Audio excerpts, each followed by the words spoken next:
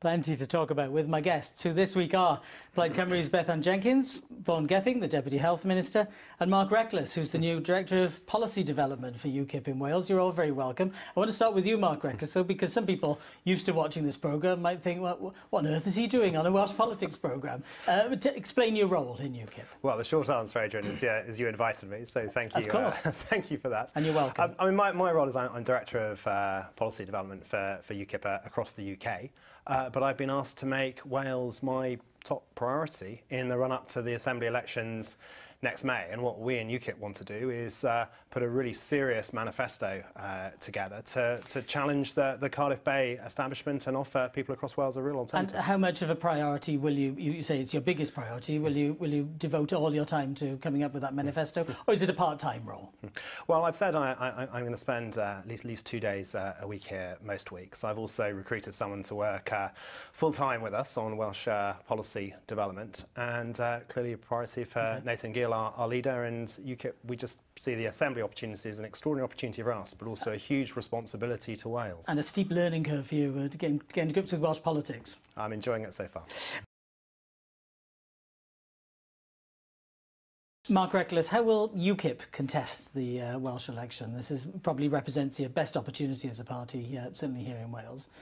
You'll be focusing on the list. You haven't got a record to focus on, but what will you do? Well, we'll be appealing to people across Wales, and I've spoken already to our parliamentary candidates and to party members, but also to members of the public at policy at ukip.wales.com. We have an email address. We're actually inviting members of the public across Wales to say what are the policy issues they're most concerned of. I mean, can I give you the example of health, where our policy in UKIP is democratic elected health boards. And I think in Wales, where we have that integrated health system, that will apply particularly well in driving up standards and getting proper accountability. I have to ask you whether you're likely to stand in the Assembly election. Are you going to be put on the list as a list candidate? It's an interesting proposition, Adrian. I think I'd probably have to speak to my wife about that one. You could be more involved in Welsh politics even more. Bethan Jenkins.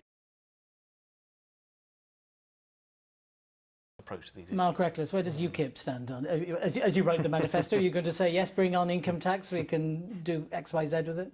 Well, we haven't identified any sort of burning desire amongst people in Wales to have a sort of different tax rates than people in England. And I think, is that because they think that politicians will just put the tax rates up? Yeah, I think that's part of the problem, because people look to the Cardiff Bay establishment and think, actually, is money being wasted there? And I don't think they do have the trust. They see tax-raising powers as likely to lead to higher rather than lower rates, and they just don't believe that that money is being as well used as it should be by the Assembly. So Cardiff Bay establishment people, Bethan Jenkins? I don't define myself as that at all. That's obviously UKIP's line. I don't see myself as that at all. It's an important...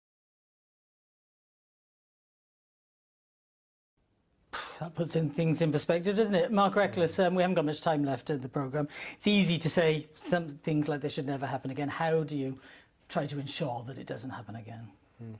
By ensuring people take responsibility. Partly that's happened through the War Crimes Tribunal in the former Yugoslavia. But I'd just like to say about Srebrenica, it was the Serb death squads that were responsible, but the UN forces were led by the Dutch, and they allowed Srebrenica to be described as a safe haven. And when their terms of engagement of forces didn't allow them to protect it, there was then an investigation. And I think it was almost a year or two later, the entire Dutch government resigned because they felt responsible for that failing. And I think it's an unusual but really important instance of politicians taking responsibility. Serious responsibility. We should recognise that.